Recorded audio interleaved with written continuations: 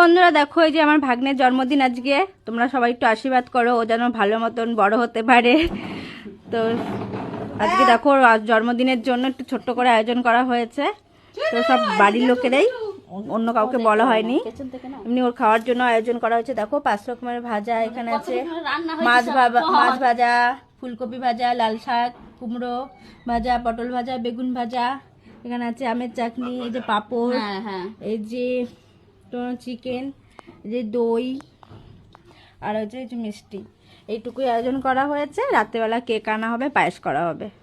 তো তোমরা একটু ভালো মতন আশীর্বাদ করবে যাতে ভালো মতন বড় হতে পারে।